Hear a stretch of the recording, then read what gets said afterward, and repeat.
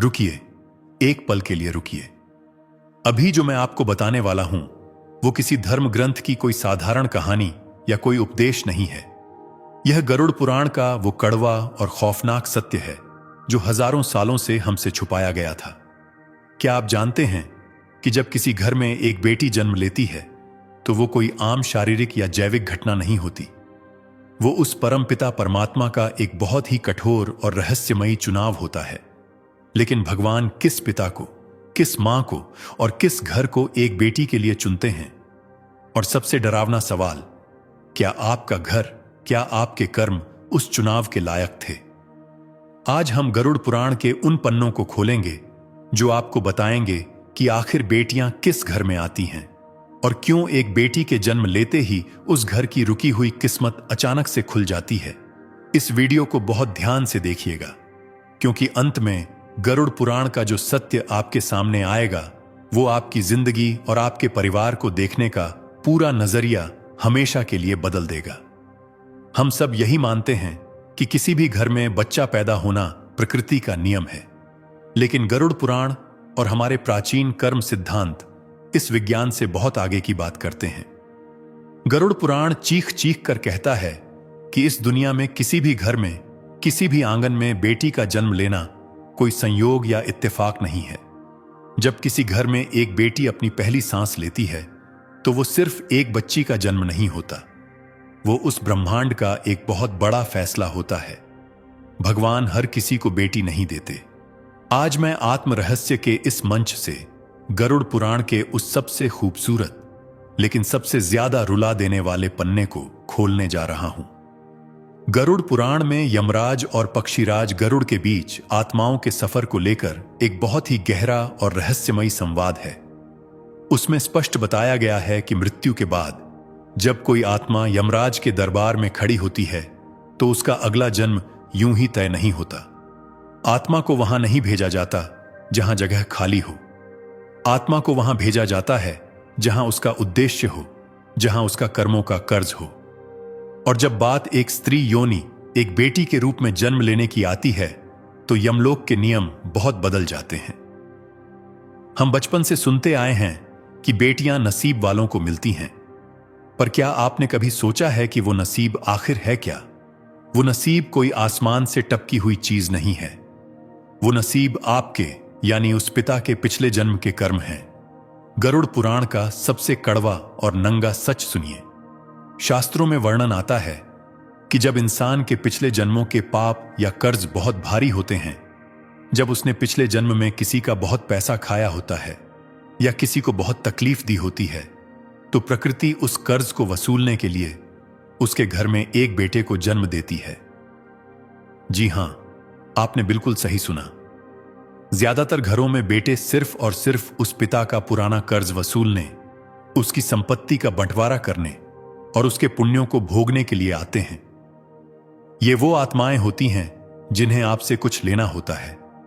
लेकिन इसके बिल्कुल विपरीत, जब किसी इंसान के पिछले जन्मों के पुण्य अपने चरम पर होते हैं, जब उसने पिछले जन्म में बिना किसी स्वार्थ के लोगों की मदद की होती है, भूखों को खाना खिलाया होता है, किसी रोते हुए इंसान के आंसू पोंछे होते हैं, तब वो प्रकृति उस इंसान को फल देने के लिए उसके घर में एक बेटी को जन्म देती है। बेटी वो आत्मा होती है जिसे आपसे कुछ लेना नहीं होता, बल्कि वो आपको अपना सब कुछ देने आती है। यही वजह है कि आपने अक्सर देखा होगा कि जब किसी घर में बेटी का जन्म होता है तो उस घर की ऊर्जा, उस घर का आभा मंडल अचानक से बदल जाता है। जो पिता कल तक बहुत कठोर था, बहुत गुस्से वाला था, जो छोटी छोटी बातों पर झल्ला उठता था, वो अपनी उस छोटी सी बच्ची को गोद में उठाते ही बिल्कुल मोम की तरह पिघल जाता है। उसके अंदर से एक ऐसी करुणा, एक ऐसा प्रेम फूट पड़ता है जिसके बारे में उसे खुद भी नहीं पता था। यह कोई चमत्कार नहीं है, यह उस पवित्र आत्मा का कमाल है। गरुड़ पुराण कहता है कि बेटियां अपने साथ ब्रह्मांड की सबसे शुद्ध और सबसे कोमल ऊर्जा लेकर आती हैं। जब वो उस घर में सांस लेती हैं तो उनके आभा मंडल से एक ऐसा कंपन निकलता है जो उस घर की सारी नकारात्मकता, सारे क्लेश और सारे दरिद्रता के जालों को काट देता है। हम सदियों से एक मुहावरा सुनते आए हैं कि बेटी तो घर की लक्ष्मी होती है, लेकिन हम इंसानों की बुद्धि इतनी छोटी है कि हमने लक्ष्मी का मतलब सिर्फ पैसा या धन समझ लिया। हमने लक्ष्मी को सिर्फ सोने और चांदी के सिक्कों में तौल दिया।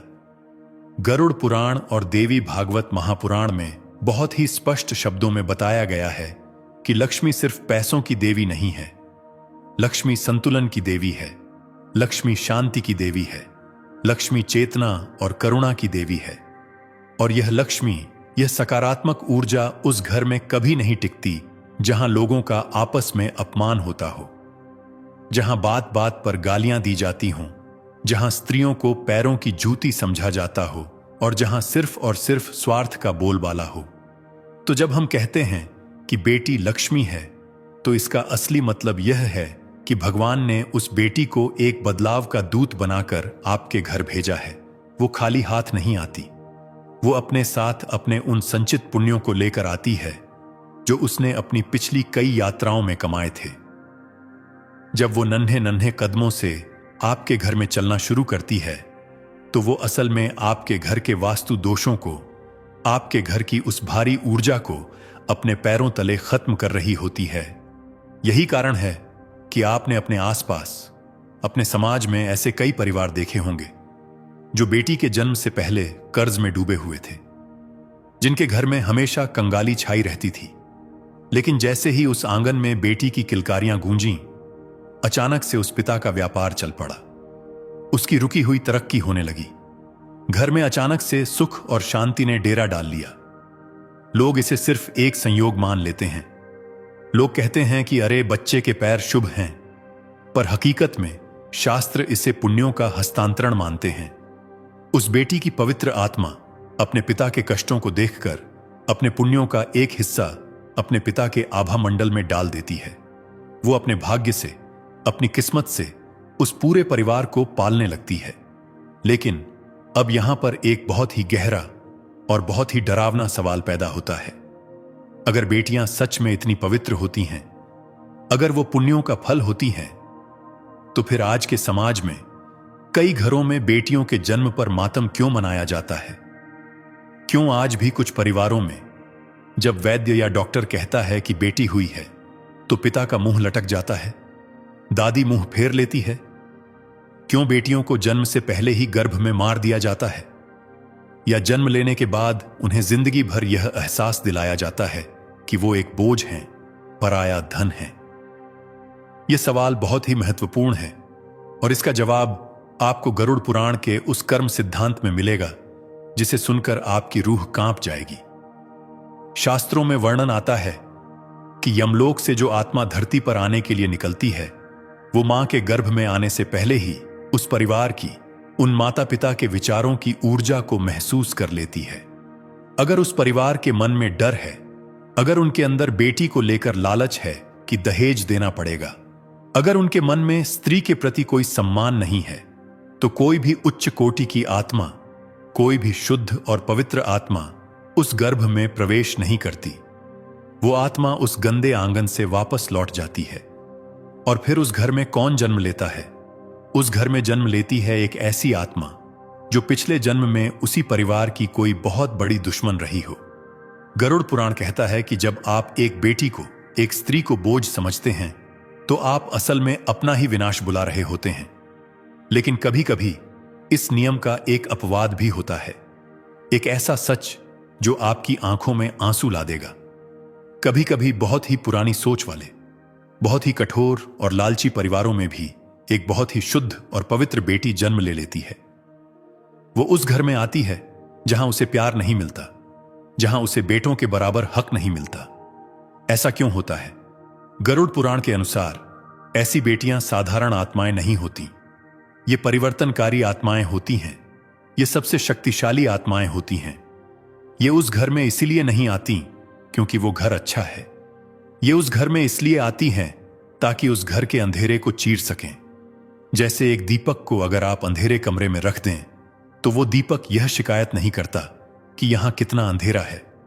वो दीपक चुपचाप झलकर उस कमरे को रोशन कर देता है।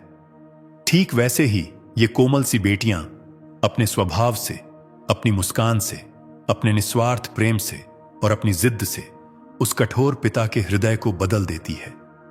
वो उस पत्थर दिल दादा दादी के दृष्टिकोण को बदल देती है।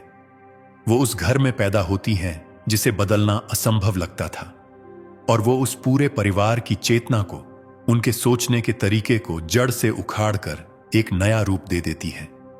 ये बेटियां उस परिवार के लिए एक परीक्षा भी होती हैं और एक वरदान भी। अब सुनिए वो सबसे गहरा रहस्य जिसका इंतजार आप इस वीडियो की शुरुआत से कर रहे थे। क्या वो बेटी जो आज आपके घर में है, जो आज आपके गले लगती है, क्या वो सिर्फ एक संयोग है? गरुड़ पुराण की गहराइयों में अगर आप उतरेंगे तो आपको पता चलेगा कि मृत्यु के बाद आत्मा की यात्रा बहुत जटिल होती है। हर जन्म एक कर्ज है, एक अधूरा संबंध है, और यह बात बहुत संभव है, बिल्कुल मुमकिन है कि आज जो बेटी आपके आंगन में खेल रही है वो पिछले किसी जन्म में आपकी मां रही हो। जरा सोचिए, पिछले जन्म में जब आप एक बच्चे थे तो आपकी मां ने अपना पेट काटकर आपको खिलाया था। उसने अपनी रातों की नींद खराब करके आपको सुलाया था। उसने बिना किसी स्वार्थ के अपना सब कुछ आप पर लुटा दिया था। पर जब वो बूढ़ी हुई तो शायद आप उसकी वो सेवा नहीं कर पाए, शायद आप उसका वो कर्ज नहीं चुका पाए। तो प्रकृति ने, उस कर्मों के गणित ने, उस अधूरे प्यार को, उस बिना स्वार्थ के रिश्ते को पूरा करने के लिए उसी आत्मा को इस जन्म में आपकी बेटी बनाकर आपके घर भेज दिया, ताकि अब आप एक पिता के रूप में उसकी हर वो ख्वाहिश पूरी कर सकें जो आप पिछले जन्म में नहीं कर पाए थे, ताकि वो संबंध, वो ऊर्जा अपना संतुलन पा सके। आत्माएं बदलती नहीं हैं, सिर्फ शरीर बदलते हैं, सिर्फ रिश्ते बदलते हैं। इसलिए कहा जाता है कि बेटी केवल आपके वर्तमान की संतान नहीं है, वो आपके अतीत का हिसाब है और आपके भविष्य का विस्तार है। अब एक ऐसा प्रश्न जो हर उस इंसान को अंदर तक झकझोर देगा जो बेटियों को लड़कों से कम आंकता है। यदि बेटी का जन्म कर्मों से जुड़ा है, यदि वो अपने साथ आपके घर में पुण्यों का भंडार लेकर आती है, यदि वो आपके घर की दरिद्रता मिटाने आती है, तो क्या उस बेटी को कमतर समझना, क्या उसकी पढ़ाई पर खर्च न करना, क्या उसे जन्म से ही पराया समझना, स्वयं अपने ही भाग्य को, अपनी ही किस्मत को लात मारना नहीं है। जब आप एक बेटी को अस्वीकार करते हैं, जब आप उसकी आवाज को दबाते हैं, जब आप उसे उसके भाई से कम प्यार देते हैं, तो आप सिर्फ एक सामाजिक बुराई नहीं कर रहे हैं, आप एक बहुत बड़ी आध्यात्मिक मूर्खता कर रहे हैं। आप उस पुण्य को, उस देवीय ऊर्जा को अस्वीकार कर रहे हैं जो भगवान ने खास आपको चुनकर आपके घर भेजी थी। गरुड़ पुराण साफ कहता है कि जो इंसान अपनी बेटी के आंसुओं का कारण बनता है, जो उसकी आजादी को छीनता है, उसके पुण्यों का नाश तुरंत शुरू हो जाता है। ऐसे घर से लक्ष्मी और शांति हमेशा के लिए विदा ले लेती है, और फिर उस घर में सिर्फ क्लेश, बीमारियां और दरिद्रता ही बचती है। गरुड़ पुराण का कर्म सिद्धांत हमें यह भी बताता है कि हर आत्मा जो एक बच्चे के रूप में धरती पर आती है, वो अपने साथ 3 चीजें जरूर लेकर आती है। पहली, अपने पूर्व जन्म के संस्कार, दूसरी, अपने अधूरे कर्मों का हिसाब, और तीसरी, एक उद्देश्य। और ये तीनों चीजें आपको उस छोटी सी बच्ची के स्वभाव में, उसकी आदतों में और उसकी रुचि में साफ दिखाई देती हैं। जरा अपनी बेटी को ध्यान से देखिए। वो बेटी जो बचपन से ही बिना कहे सबकी मदद करती है, जो अपने खिलौने दूसरों को दे देती है, जिसे दूसरों का दुख नहीं देखा जाता। शायद वो पिछले किसी जन्म की कोई बहुत बड़ी संत रही हो, जो इस जन्म में आपके घर करुणा और प्रेम का संदेश लेकर आई है। वो बेटी जो हर मुश्किल में निडर होकर डटी रहती है, जो लड़कों से भी ज्यादा हिम्मत दिखाती है। शायद वो पिछले जन्म का कोई योद्धा हो, जो आपके परिवार को साहस और निडरता सिखाने आई है। वो बेटी जो बात बात पर सवाल पूछती है, जो पुरानी और रूढ़िवादी बातों को चुनौती देती है, जो चुप नहीं बैठती। शायद वो एक बदलाव का दूत बनकर आई है। और कभी कभी कुछ घरों में एक बहुत ही दर्दनाक घटना घटती है। कभी कभी एक बेटी घर में जन्म लेती है, पूरे घर में खुशियां भर देती है, सबको अपना दीवाना बना लेती है, और फिर बहुत ही कम उम्र में किसी बीमारी से या किसी हादसे में वो इस दुनिया को छोड़कर चली जाती है। माता पिता टूट जाते हैं, वो भगवान को कोसते हैं कि तूने उसे दिया ही क्यों था जब वापस छीनना था। पर गरुड़ पुराण इस असहनीय दर्द का भी एक बहुत गहरा आध्यात्मिक कारण बताता है।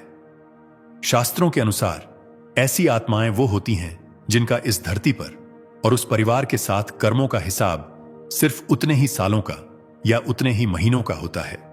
वो आत्माएं अपना कोई बहुत पुराना और छोटा सा कर्ज चुकाने या आपको कोई बहुत गहरी आध्यात्मिक सीख देने के लिए आती हैं।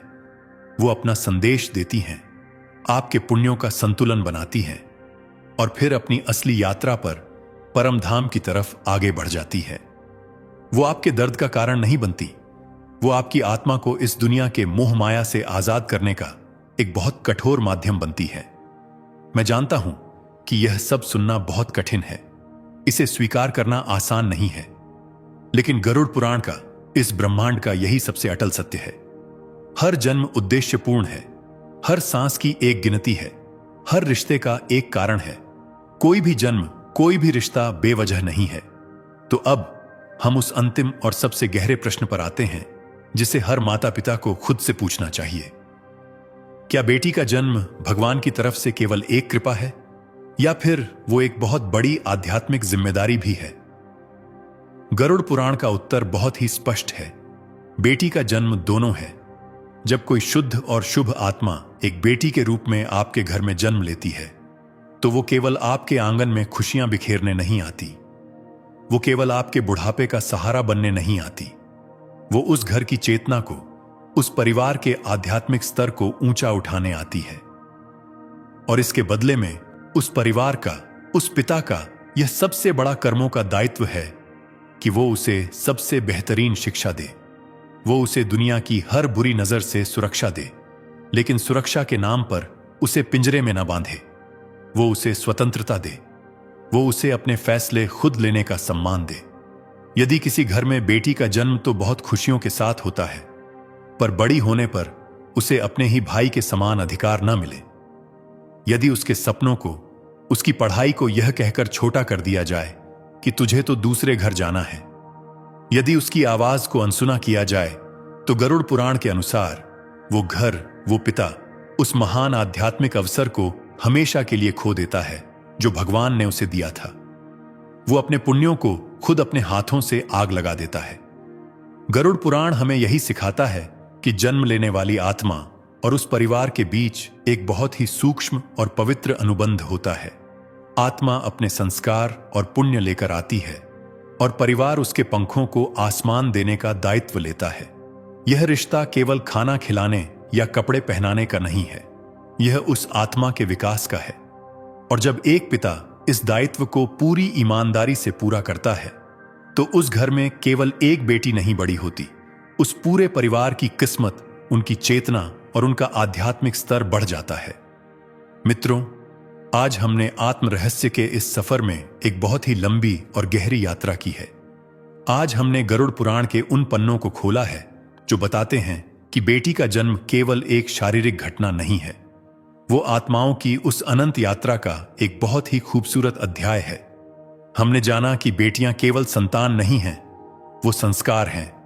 वो केवल एक रिश्ता नहीं है, वो एक दिव्य ऊर्जा है जो दरिद्रता को भस्म कर देती है। कोई भी जन्म संयोग नहीं होता। हर आत्मा अपने पूर्व जन्म के कर्मों के अनुसार अपना घर चुनती है। और जब एक बेटी आपके घर को चुनती है तो वो अपने साथ एक मौका लेकर आती है, आपके अंदर के प्रेम को जगाने का मौका, आपकी कठोर सोच को बदलने का मौका और आपके परिवार को भीतर से मजबूत करने का मौका। अपनी बेटी का सम्मान करना केवल मीठे शब्द बोलने से नहीं होता, उसे शिक्षा देना, उसे अपने पैरों पर खड़े होने की ताकत देना, उसे अपनी जिंदगी के निर्णय लेने का साहस देना और उसके सपनों को अपना सपना समझना, यही उसका सच्चा आदर है। और यकीन मानिए, जिस घर में नारी का, बेटियों का यह आदर होता है, वहां केवल बेटियां मुस्कुराती नहीं हैं, वहां साक्षात लक्ष्मी और नारायण निवास करते हैं। यदि आपके घर में एक बेटी है तो आज रात उसे सोते हुए देखिएगा और अपने दिल पर हाथ रखकर भगवान का शुक्रिया अदा कीजिएगा, क्योंकि इस पूरे ब्रह्मांड में भगवान ने आपको चुना है। और यदि आपके घर में बेटी नहीं है तो सड़क पर, समाज में दिखने वाली हर बेटी को, हर स्त्री को वो सम्मान दीजिए जो उसे मिलना चाहिए, क्योंकि आपका यही सम्मान, आपकी यही पवित्र नजर अगले जन्म में आपका भाग्य तय करेगी। बेटी उस परमपिता परमात्मा का सबसे खूबसूरत उपहार है और उस उपहार की रक्षा करना हमारी सबसे बड़ी आध्यात्मिक जिम्मेदारी है। अगर आज गरुड़ पुराण के इस सच ने, इस कथा ने आपके दिल के किसी तार को छुआ हो, अगर आपकी आंखों में एक पल के लिए भी नमी आई हो, तो एक छोटा सा काम जरूर कीजिएगा। यह वीडियो अभी इसी वक्त उस इंसान को साझा कीजिएगा जिसके घर में एक बेटी है। उस पिता को भेजिएगा जो दिन रात अपनी बेटी के लिए मेहनत करता है, और उस इंसान को भी भेजिएगा जिसे शायद आज यह सत्य सुनना बहुत जरूरी है। और हां, नीचे टिप्पणी में पूरे गर्व के साथ, अपने दिल की पूरी सच्चाई के साथ लिखिएगा, बेटी मेरा वरदान है, ताकि ब्रह्मांड की उस ऊर्जा तक आपका यह संदेश पहुंच सके। ऐसे ही गहरे, आध्यात्मिक और जीवन को बदल देने वाले रहस्यों के सफर में मेरे साथ जुड़े रहने के लिए आत्म रहस्य चैनल से अभी जुड़ जाइए। अपना और अपने घर की उन लक्ष्मी स्वरूपा बेटियों का बहुत बहुत ख्याल रखिएगा। वो नारायण आपके आंगन को हमेशा खुशियों से भरा रखें।